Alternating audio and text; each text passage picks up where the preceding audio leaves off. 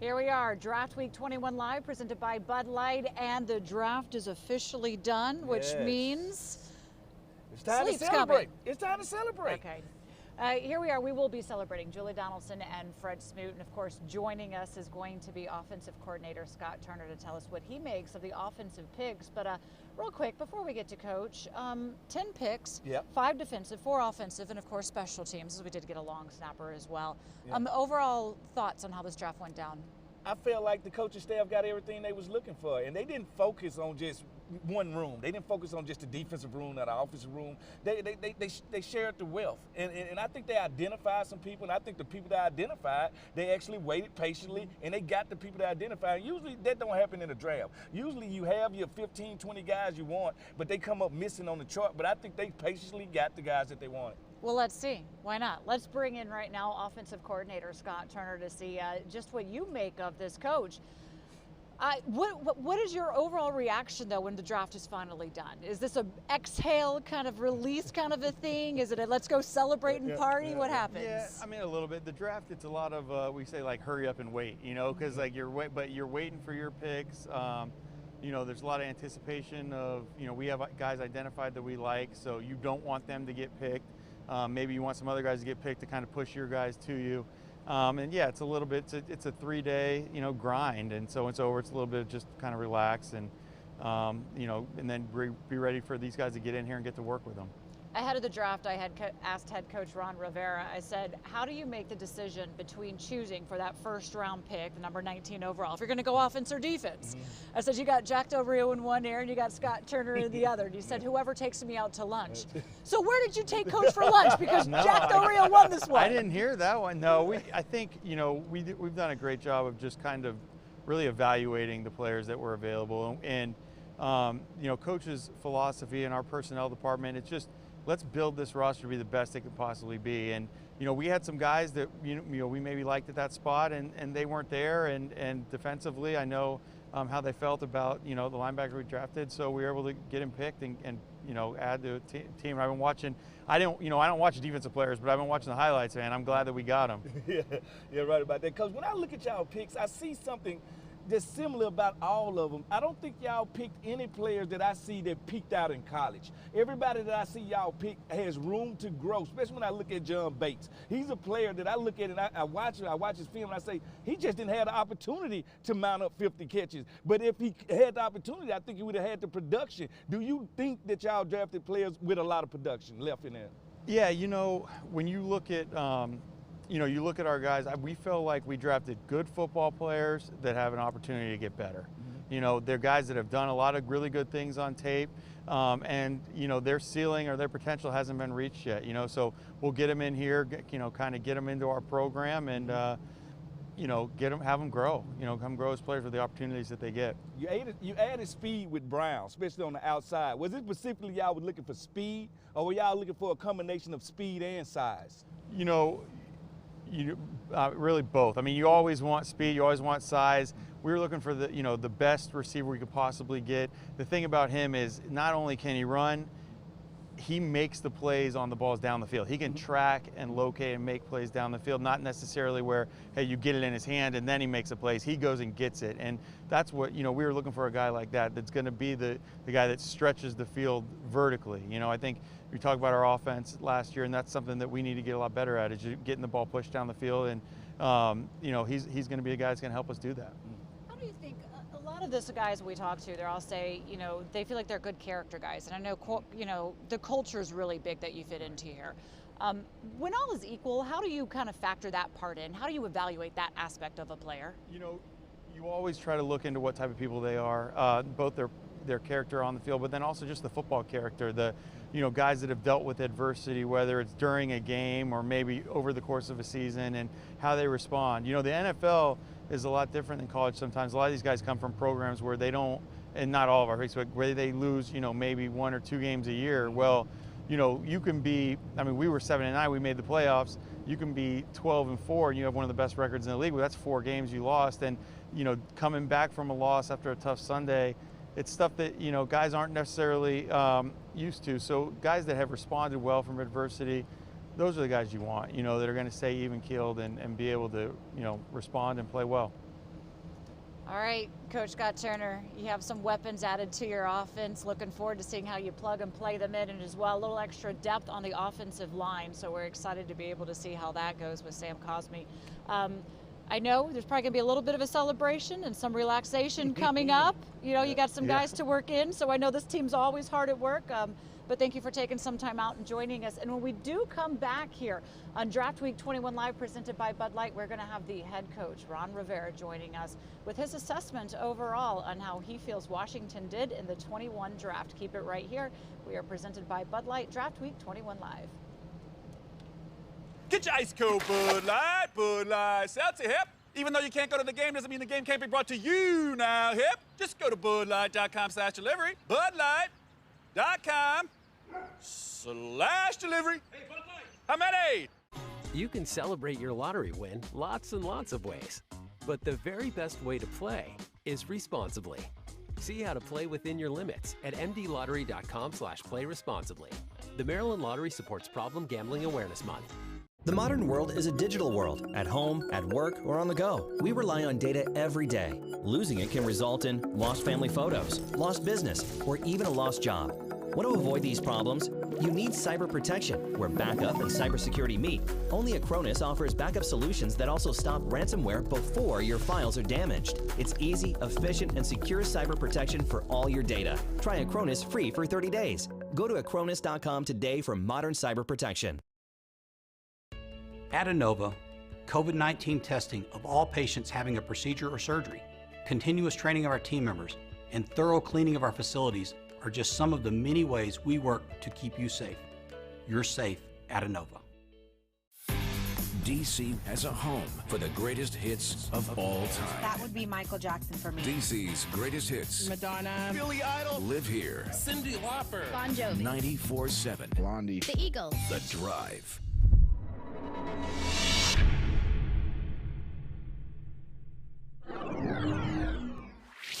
The franchise in our nation's capital has a new placeholder name. The Washington Football Team. We are going to collaborate, we're going to talk, we're going to work together. We're going to come to decisions that we believe are best for the organization. Success of everything comes with everybody participating. It's not about you, it's bigger than the individual, it's about the team.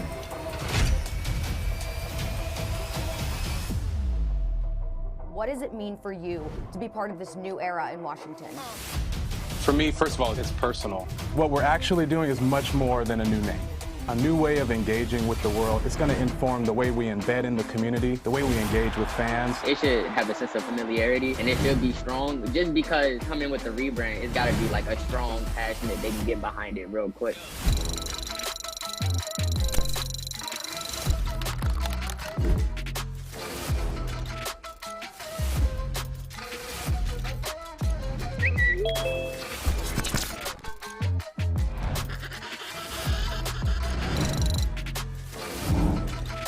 A sense of pride that I took every time I put on that burgundy and gold. It meant something to me because of the guys that I was representing every time I put on that uniform.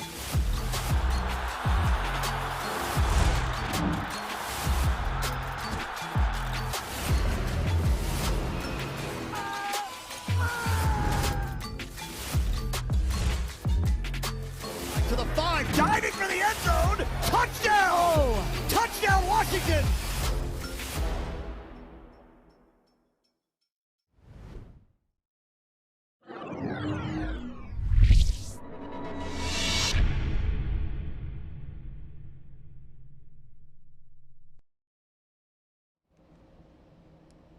And we are back on Draft Week 21 Live, presented by Bud Light. Julie Donaldson, Fred Smoot. We just talked to offensive coordinator Scott Turner. Excited to be able to have some weapons added to the offense. But you know what? He apparently lost in the chance of where you're going to take coach to be able to get that first-round pick. It was Jack Del Rio that did. So why don't we find out exactly what went down with those selections, Fred, shall we? Somebody chose the right restaurant. They did. They did. So let's bring in the head coach himself, Ron Rivera, on into the stream. Coach Rivera, congratulations. You survived this draft. Before we get into where that lunch was that your defensive coordinator took you, is there a little bit of a sigh of relief now? Or? There is, Julie, because I really feel like we addressed the needs. We were able to pick the players that we had on our board. We listened to the board. We listened to our scouts. We listened to just the coaches in general, and just kind of got a feel. So as we went through it, we were very, very fortunate in terms of the guys that we really liked were sitting there. All right, so that was the question going into it. I asked you, how do you decide between who Scott Turner wants, who Jack Del Rio wants? You said who takes me to lunch and the lunch that you like. Yeah. So I have to ask you, what did defensive coordinator Jack Del Rio do? We did Mexican food. Okay. Now, what would happen was Jamin Davis is a young man we really felt strong about. And as we were going through it, the guy that was sticking out the most was Jamin, and he fits a need. He's a guy that's going to come in and give us a little something different on the defensive side of the ball, and we're pretty excited because he's going to impact the team as well. Coach, you've been in this league a long time, and none of us ever have dealt with anything like COVID. Yes. Could you please tell me how different this year was, considering no combine, considering getting the medicals from the players 3 weeks before the draft? How difficult was that process compared to years of the past? Freddie, it was very hard, very difficult, because you don't have the information at your fingertips. So you had to really, truly go out and get it. Our scouts had to work extra, had to work overtime. They did a heck of a job. They really did. Got us a lot of quality information. But the hard part came when you were trying to get the medical research done, because a lot of it was on paper. And so there's a lot of trust that was going on. One of the benefits that did come from this was you were able to Zoom conversations with these guys, with these players. And to be quite honest, for the most part, I do the top 100. Or at least what we have as a top 100. So as we started going through the setting the final board, I got a chance to cherry pick who I felt were the guys that were going to be where we needed them to be, and really got a chance to get to know them, and I think that helped us as well. Well, when it comes to that and you're trying to make the board and decide that, if all things are equal, what is the determining factor? Well, I think to me it's what we call fit. And Freddie, you know that if a guy fits your culture and he fits your scheme, that makes it even better. And so as you interview these guys, you're really trying to find that portion out. They're all great athletes. And as you grade these guys, and there's just a little bit of difference here or there, the fit part becomes very important. I see a commonality, too, to some of these picks. When I look at Jamin Davis, he can play Mike, Sam, and Will. When I look at Benjamin St. Juice, he can play corner inside, outside at 6'3". Yes. Was versatility one of the keys to this draft, your DNA or the identity of the guys you want to chase? Exactly. Position flex is big for us, and it's something I learned early in my career as a player and early in my career as a coach, because if something were to happen, something odd, something strange, you got to move players around. They've got to be able to adapt. And having that kind of versatility is very important as far as we're concerned. You guys made a trade to get some extra picks, and you did it with the Eagles. Kind of what went into the thinking on making that trade to get those extra picks in this draft? And also, what was going on with all the trades and deals going on with the NFC East? It's like making deals with the devil, right? Yes. Well, it was really about if it benefited you more so than anything else, you did it. And that's why we were willing to deal with them, and they were probably willing to deal with us. What we did getting a couple extra picks was it gave us an opportunity to sign a couple, draft a couple of guys that you're going to be sitting there trying to sign. And when you're going back and forth, you're throwing money that you don't need to throw at guys that you may not be able to keep. So for the most part, getting a couple extra draft picks, it ensured the fact that we were going to get the long snapper we really liked, and then it gave us an opportunity to get a couple extra depth guys that we weren't going to have to compete for later on. So that was the idea behind that. How hard was it with a pick like John Bates? Because when I look at him, he's a guy that's talented, just didn't get the chance to make 50 catches or 60 catches. How hard was it to put him in the box and say, you know what, he fits our style, and he hasn't topped out yet. He hasn't met his peak performance yet. That's exactly it, Freddie. He hasn't really peaked. We feel he's got a high ceiling. He's a terrific blocker first and foremost. And couple him, with Logan, we really feel it gives us a good tandem of guys. And then who knows with the other tight ends that we have on our roster. But just looking at Bates and looking at what John brings, we feel that his blocking is more than above average. But we also like the potential as a receiver. As you said, he didn't get the ball thrown to him enough, in my opinion. And I asked him that question. I loved his answer. He said, Coach, I did what they asked me to do because it helped the team. That, I thought, was one of the best answers I gotten all day. It was all about the team. Do you see the same thing as Sam Cosmi? Yes. Because when I see him, I see a guy look like he can just bench the weight room, and I see a guy that can move very well for a big guy, but he's not a technician. Yes. So I'm like, well, Coach say, I can see through his eyes, like, once I give him some technique, he can be dominant. Exactly, and that's one of the things I really liked about listening to what Coach Masco and Coach Wharton both said, and that's, hey, once we work and fix him in terms of his footwork, his hand placement, because he's a tremendous athlete, got great play strength, and you really like that about him, and he's competitive as heck. But as we refine his techniques, and he'll get better and better, but he also has the ability to play the other side and play inside as well. You also add a little bit to the secondary. Benjamin St. Juste. You talk about him, I mean, you're adding a bit of length here. Yes. 6'3", yeah. Yeah, 6'3". How do you find that's going to really kind of help you in what you guys really kind of want to do? Well, he's got good speed for his length. So if you add on, and one of the things that people always talk about, if a guy doesn't run an elite speed, runs a good speed, but has elite length, he makes up that lack of speed because of the length. So we feel real comfortable. The thing we liked about him was the way he planted and drive and played into the ball. We thought this is a guy that can create, make things happen.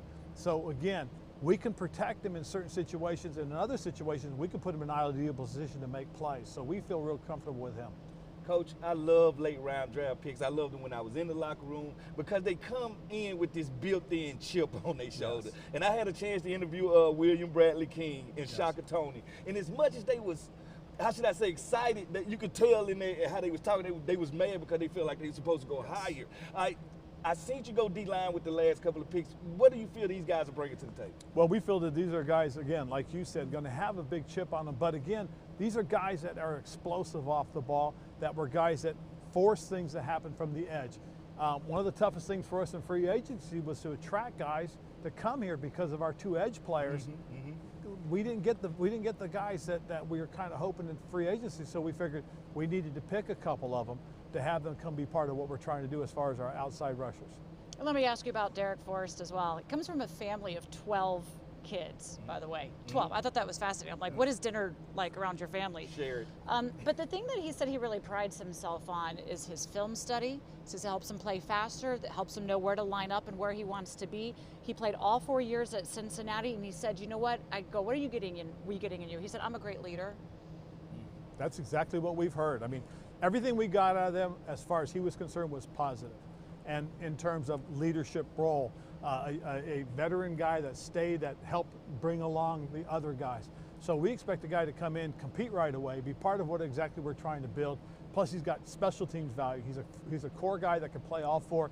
He was our highest ranked special teams player as well. The last time this team drafted a very highly ranked special teams guy, Terry McLaurin.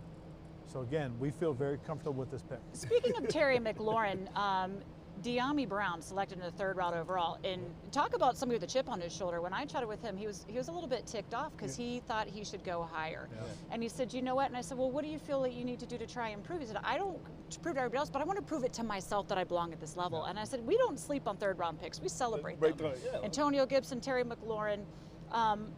But what does he need to do to prove to himself that he is worth being right here and contributing? Well, I think the biggest thing is again, he's going to be the guy that we want to emulate Terry. We want him to come out and play like Terry played when he got here.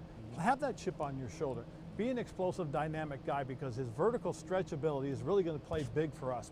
Why? Because you put him on the field with the other guys that we have, and he's either going to open things up or he's going to make big things happen down the field. You know, he's a vertical threat that really, I think, adds legitimacy to that. You couple him with Fitzpatrick, and that's going to be a scary proposition for a lot of people. Again, we went out and wanted to, you know, intentionally bring team speed to what we wanted to do on the offensive side of the ball. All right, before we go, I have to ask you about the long snapper, about Cameron Chaseman. Yes. We let Fred do this interview for him, and you know, he comes in, took a year off, but he's ready to come out there and contribute and be. We knew, obviously, with Nick Sundberg being gone, you needed a long snapper. The moves to take him where you did, the reason behind that, and also, have you gone to, you probably haven't had the chance to go to Twitter yet, but he's willing to have a lot of fun with his name. Cheese. Nobody says you can cut him, because you can't cut the cheese, Coach. No one, yeah, you're right about that. and you know, the thing about it too is I've always been fortunate wherever I've been, we've had good long snappers, you know. I was in Carolina, and JJ was there forever. I get here and Nick had been here forever. Now's an opportunity to bring in the next generational guy that hopefully stays 10 years, part of what this organization is trying to build to sustain over a period of time. He is an interesting character.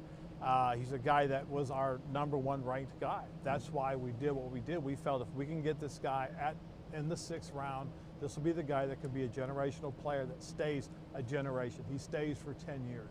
That's what you hope to get from a long snapper. All right, well, we already know. He told us everybody's just going to call him Cheese. Uh-huh. He says there's no escaping he's it. a good sport about it. He's heard it all. He was a very good sport about it, but also willing and excited for the opportunity, willing to contribute. Coach, thank you so much for taking the time. We know it has been a very long, not just 3 days throughout the entire draft, but months leading up to this of prep work. So enjoy the night, celebrate, and I know it's going to be hard at work putting these guys into the roster and building towards 2021. Thank you. Thank you, guys. So there's the head coach, Ron Rivera, breaking down the picks, the guys that are going to be coming in charge with taking this franchise to the next level. When we come back, though, we're going to be talking with one of them. John Bates will be joining. We'll bring you that conversation on what he hopes to bring to the Burgundy and Gold. Keep it right here on Draft Week 21 Live, presented by Bud Light. Get your ice cold Bud Light, Bud Light. Seltzer, hip. Even though you can't go to the game doesn't mean the game can't be brought to you now, hip. Just go to budlight.com/delivery. Budlight.com/delivery. Hey, Bud Light. How many? Maybe I didn't love you quite as often as I could have. We're delivering for the Earth by investing in more electric vehicles, reusable packaging, and carbon capture research, making Earth our priority. I thought I'd seen it all.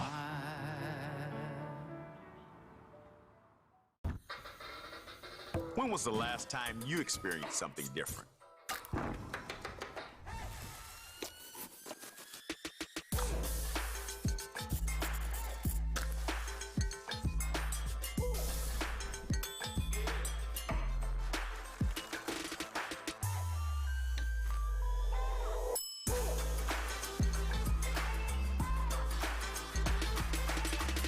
Dig in to support Black-owned restaurants.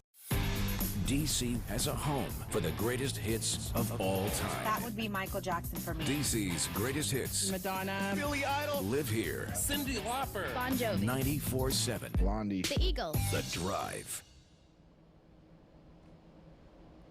Draft Week Live 21 presented by Bud Light. I'm Julie Donaldson. So we had the opportunity to chat with the draft picks that were selected over the last 3 days. Today we are talking with the 4th round pick, John Bates out of Boise State, the tight end. You heard Scott Turner on him. You heard head coach Ron Rivera on him. Let's now hear from him with me. And now the newest member to join the Washington football team, John Bates, tight end, and a big tight end at that. John, welcome. What was the call like when you get it and you realize that, you know what, my home's going to be in Washington? Yeah, I mean, obviously just super excited for this opportunity to come into this organization. I'm still kind of like shaking and trembling right now. So had a great talk with, Coach Rivera, all good things on that phone call. So I'm just super excited for this opportunity. When did you know that there'd be interest and intrigue in you to come here? Yeah, I know a couple weeks back, I kind of talked to some people within the organization, and then last week I had a Zoom with Coach Rivera. We had a really good conversation, just kind of talking life and football, and kind of after that point, I felt pretty good about how our conversation went, and so kind of had an idea for the last few weeks now that was a real possibility. I ran into Coach Rivera on the way walking in here, and he said, you could look at COVID and Zooms as a disadvantage, but he viewed it differently. He said because of Zooms, you actually got a little bit more time with the guys, and you got to learn a little bit more about them than maybe you would if it was a quick in-person thing at a pro day or at the combine or such. What do you think through those conversations he left knowing about you that maybe surprised him or impressed him the most? Yeah, we talked a lot about culture and just kind of our views on it, and it's pretty funny here at Boise State. Our big thing is blue collar. We show up every day ready to work. Lunch pail and hard hat type of mentality, working that 9 to 5 and giving it everything we have when we show up to work. And it's kind of crazy, but Coach Rivera talking about that, he had a lunch pail and a hard hat in his office, and so I think coming out of that meeting, we were both guys that we do things blue collar way, and we both have very similar views on that. So it was tremendous. Culture and work ethic is so important to this franchise and the direction that Coach Rivera really wants to take this team, but at your position at tight end. It was described that you have good hands, as good as hands as any tight end in the draft, besides Kyle Pitts, of course. I'm from the University of Florida, and boy, was he a standout. But how would you rate your ability to catch the ball and your catch radius? Yeah, I think I would say it's really good. I didn't always get the ball at Boise State. I was involved in the run game quite a bit, and so I made the most of my opportunities whenever the ball came my way in the pass game. But it's something I hopefully I can show people and show fans that I do have good hands and that I can contribute in the pass game as well. So I'm super excited for the opportunity. And one of the things that's really always kind of tricky, I feel like, with this position is you're often asked to block a lot. And not a lot of guys like that physical contact, but that is something that's also considered a little bit of a strength of yours. Where does that skill set come in your game? I take a ton of tremendous pride in being a really good run blocker, which, you don't see a lot now anymore. Here at Boise State, our big thing on offense was establishing the run game. And when you can establish a dominant run game and, be really effective in that really helps open up your whole offense from, a passing standpoint, play action, just a whole, playbook in general. And so, having to be really good in the run game really helps, open up everything in general. Have they told you kind of what they're expecting of you already, or are we thinking those conversations will soon come? Kind of thinking those conversations will soon come. Obviously, I'll probably be more, if I had to guess, of a traditional wide, but very fortunate for my career at Boise State, and a lot of things that we had to do at the tight end position, being bounced all around and playing Y, F, H, all the different positions as a tight end, and so we'll see. We'll see. So you're going to be with our tight end coach, Pete Hainer. He's worked with tight ends such as Vernon Davis, Greg Olson, and of course we've seen what he's been able to do already right here with the tight ends on the team. What do you know of him, and what are you hoping to get out of him as your coach? Yeah, I know he's a great coach, and he's coached a lot of really good tight ends in this league. More than anything, I'm just looking for him to help me get better. I'm looking, I just want to be the best tight end and the best all-around tight end that I can possibly be. And so, hopefully get in there and he'll be able to help, make me get on the field fast and, do great things. And we're expecting Ryan Fitzpatrick to come right in here and run this offense. Look, it's no secret throughout his career, he tends to favor the tight ends. When you hear that, what's your response? What's your reaction? Yeah, I love it. Passing to the tight ends is, a really big thing nowadays. And, it really helps open up the offense from the passing game in general. And so, it's super excited for the opportunity, and hopefully, we can make that happen. All right, what should we know about you away from the game of football? I'm a pretty down-to-earth guy. I love to be active and outdoors, and so, camping, hiking, fishing. I got a golden doodle. I got a wife now, just as recently of 2 months. So, I'm a pretty down-to-earth guy, and I love to be outside and active doing stuff. So, super excited to go to Washington.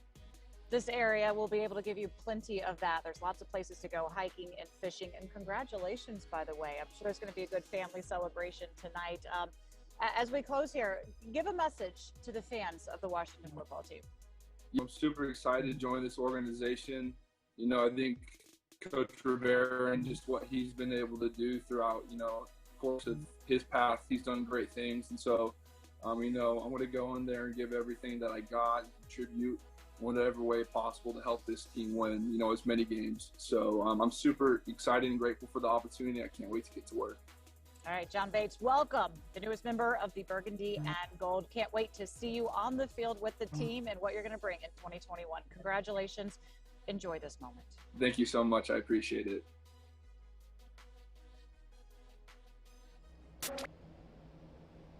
Looking forward to seeing what Bates will be doing on the field in that new offense. But what about all the other picks? Well, we are going to give you our final thoughts on the 2021 draft when we come back here on Draft Week 21 Live, presented by Bud Light. Get your ice cold Bud Light, Bud Light. Seltzer, hip. Even though you can't go to the game doesn't mean the game can't be brought to you now, hip. Just go to budlight.com/delivery. Budlight.com/delivery. Hey, Bud Light.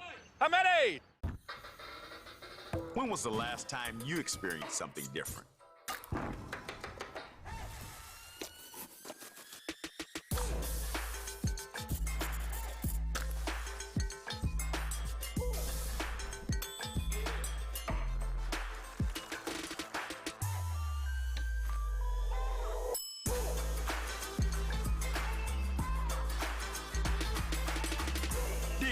to support Black-owned restaurants. Maybe I didn't love you quite as often as I could have. We're delivering for the Earth by investing in more electric vehicles, reusable packaging, and carbon capture research, making Earth our priority. I thought I'd seen it all. DC as a home for the greatest hits of all time. That would be Michael Jackson for me. DC's greatest hits. Madonna. Billy Idol. Live here. Cyndi Lauper. Bon Jovi. 94.7. Blondie. The Eagles. The Drive. Okay, we are back on Draft Week 21 Live, presented by Bud Light, Julie Donaldson, and Fred Smoot. Fred, let me ask you this. Yes. Your favorite pick out of the 10 that Washington had? He got 3 names, or 3 pieces of name. Benjamin St. Juice. He's my favorite, 6'3" cornerback. I think he's going to be great for us. I think he's going to be a star, and I love his personality. Yeah, okay. What do you think overall, or how do you feel overall that they did on defense? Where did they take this defense? I felt like they did. I think they did everything for the whole team. I don't think it was just defense or offense or special teams. It's like walking in a buffet, and you like, I don't know if I want to eat dessert first. I want to eat. Everything in here looks so good right now. So sometimes you don't know how it tastes until after you leave out the buffet. And I think right now, because all these players are so fresh, it looked good. But I think at the end of the day, I think it's a good group. I think it's a strong group. And like Coach said, it's a group where they got a chance to patiently pick the players that they want to pick. You know, you look at what they did on defense. They addressed the linebacking room. Jamin Davis is going to come in. He is going to definitely improve that linebacking room. You talk about the secondary and what they were able to do, adding length, adding speed, adding versatility as well. And then, of course, as Coach was telling us, they wanted some depth at the defensive end position. I mean, you have Chase Young, you have Montez Sweat, but outside of them, you really need to be able to have some extra backups, keep that unit pretty strong as well going forward. So looking forward to seeing where the defense goes. On offense, of course, they add a little depth at offensive line. We'll see if Cosme can be able to take over that left tackle position. I think he's going to be good. A little bit of development, but that is what they are hoping, right? Be able to take some time, get them to grow a little bit. They got players that hasn't peaked in college. So many times you get the best footballing guys in college. They got guys with so much growth and so much room to go. Even our first-round pick, as good as he's been in college, he started 1 year. We haven't seen the best of Jamin Davis. I think this is going to be a great class. Yep, and then, of course, you talked a lot about the best of John Bates being able to come out in front of you as well.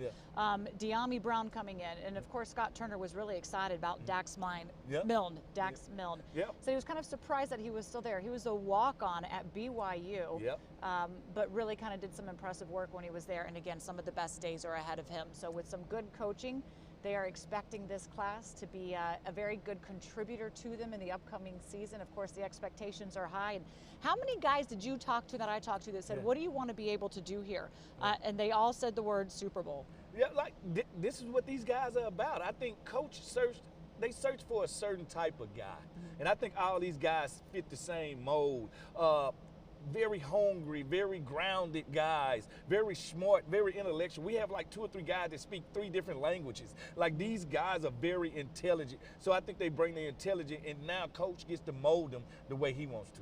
You know, coming into this, I didn't anticipate or expect them to take a quarterback because I believe that they like where they were at. And unless there was someone that they really fell in love with, they weren't going to leverage the farm, as we've heard Coach say many times. They weren't going to have to go and necessarily reach for anyone. And they didn't really want to take somebody in the later rounds because they want somebody who's going to be that guy for the future. If he wasn't here in this draft, go with who they already have on the roster: Ryan Fitzpatrick, Kyle Allen, Taylor Heineke. Let them run the system, pick up the extra pieces. And how many times we heard Coach say that? Surprised, though, that they said, you know what? Okay, we're good. Just what I said, we're standing pat. I'm not surprised because Coach seems to have a plan with each and every thing. And like you said, you remember Kansas City, they put the team together first and got Patrick Mahomes last. So I think Coach is working just like that with the ingredients to this team. The whole thing is we haven't signed any undrafted free agents yet. You know, that's when you really see what Coach is chasing. So I wouldn't be shocked if a guy like Jamie Newman went undrafted from Wake Forest. He might be a quarterback that you can bring in, that you can mold over time. So you never know what they're going to do in position-wise, especially until the undrafted free agents are signed. You know, you mentioned the Chiefs building their team and then putting in Pat Mahomes. The other team that did that built the team and then put in a quarterback. They put in Tom Brady, Tampa Bay. And guess what?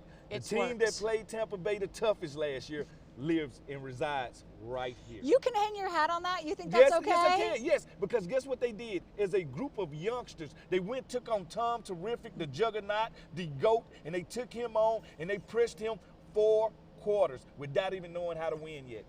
Wait until they continue to get wins under their belt. I'll give you that. The respect of staying in there, not being afraid of the Goliath. Blow for blow, and we had Tyler Heineke, all right? We shall see. What the team laid down as a foundation last season was exciting, and now we add new pieces to it to be able to see where we are building for in the future. Is the Super Bowl a part of it? Well, of course, we certainly hope so. Hey, thanks for joining us for a fun and long, exciting 80s-filled weekend. Let's not forget, we started throwing it all the way back to the 80s. Nostalgia. We had a lot of fun. We hope you had fun with us. And again, we look forward to 2021. So thank you for joining us on Draft Week 21 Live, presented by Bud Light. Bram Weinstein was with us for the weekend, Fred Smoot, and of course, I'm Julie Donaldson. We'll see you soon, everybody.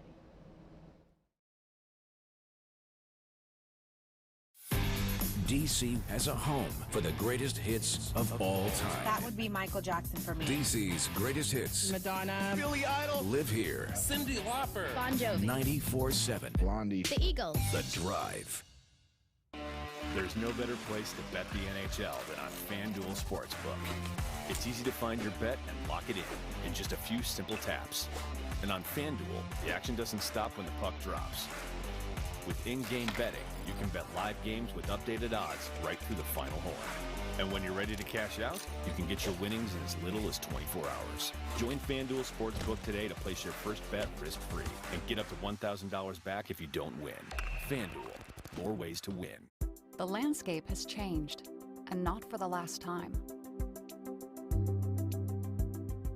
The rules of business are being reinvented with a more flexible workforce, by embracing innovation, by looking not only at current opportunities, but ahead to future ones.